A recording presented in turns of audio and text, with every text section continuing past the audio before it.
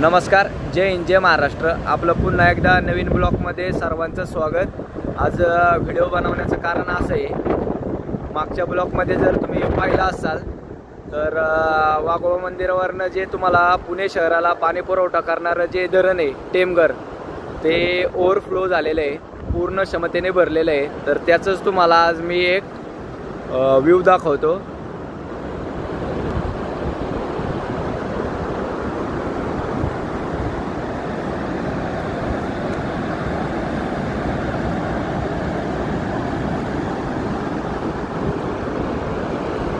जर तुम्हाला हे दिसत असेल, पूर्ण क्षमतेने भरलेले हे धरण, या धरणाची क्षमता 2 TMC इतकी आहे आणि याच धरणाचं पाणी पुणे शहराला दिलं जातं।